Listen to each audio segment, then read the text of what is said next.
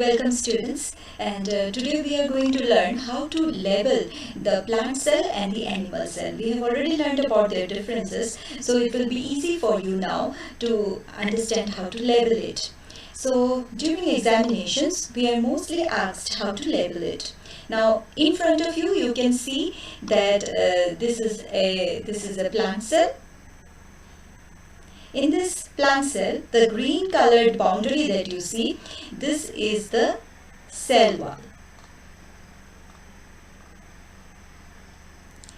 Then inside the cell wall, this yellow color structure which is inside the cell wall, that is our plasma membrane.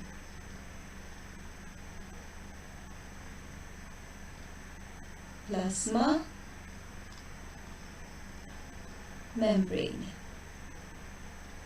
And then you can see that there is a large central vacuole that is occupying the central space.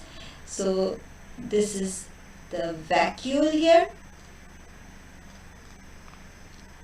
Then we can see that because the vacuole is occupying the central space, so the nucleus, which is in blue color here, it has been shifted to the periphery of the cell, and around the nucleus there will be always the endoplasmic reticulums. Now this one, which has got large number of tube-like structures and appears rough in appearance, it is the rough endoplasmic reticulum. So RER is the rough endoplasmic reticulum. It will have large number of ribosomes all over it.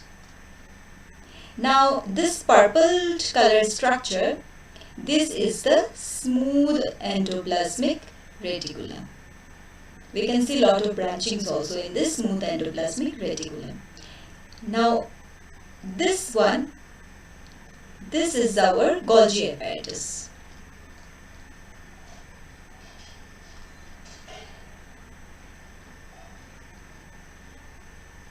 And over here we can see that the powerhouse of the cell, the mitochondria. I hope by looking at the structure you will be able to understand. Now this one, it can be a storage organ, okay, it can be any kind of a vacuole.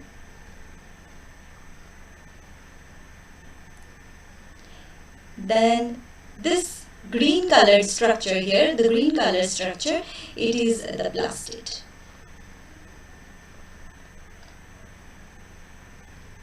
And inside this, the filled with a fluid, a jelly-like substance which is called as a cytoplasm. So this jelly-like substance which will be filling the whole space will be called as the cytoplasm. Now this is the structure of a plant cell. So because it is a plant cell, so we can see the presence of plastid and cell wall around it. Now let us learn how to label an animal cell. Now students, in front of us we can see an animal cell. This animal cell, how is it different from a plant cell?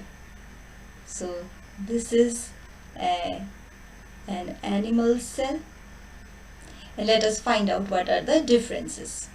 Here you will see that the nucleus is almost at the center, okay, it will not be too much towards the periphery because there is no large central vacuole.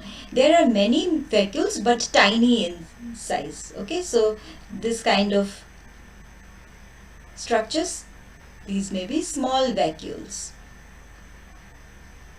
And this is the nucleus, of course. Inside the nucleus, the round structure, it is the nucleolus.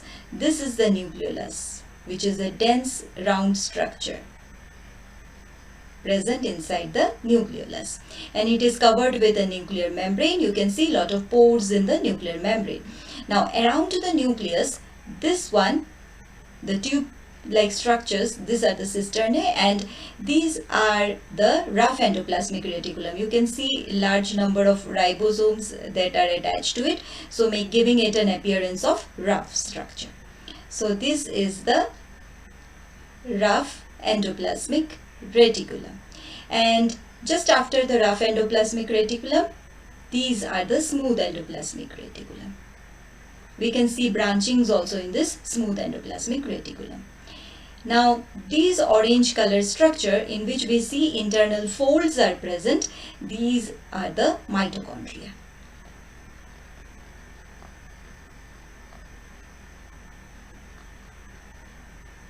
And then, this is the Golgi apparatus.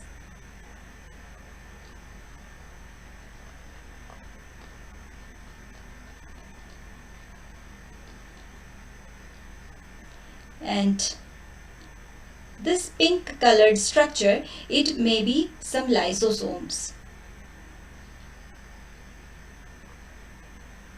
So there are plenty of lysosomes present in the animal cell, and these lysosomes are very rare in the plant cell. And this light blue color fluid which is occupying this space, it is the cytoplasm. So it is filled with a fluid called as cytoplasm. So I hope by looking at this animal cell and by looking at this animal and the plant cell, you must have understood the real difference between the plant and the animal cell by comparing them. The plant cell had the cell wall which is absent here, and the large vacuole that was present in the plant cell is also absent here. And because of the vacuole in the plant cell, the nucleus was at the periphery, and here it is more towards the center. So, and also you see the lysosomes, there are a large amount of lysosomes, then plastids are absent here. So by just looking at the diagram, if you are able to understand the diagram and label it properly, you will be able to write the differences between the plant and animal cell. So students, in the next class, I will be discussing all these cell organelles one by one. Thank you for watching.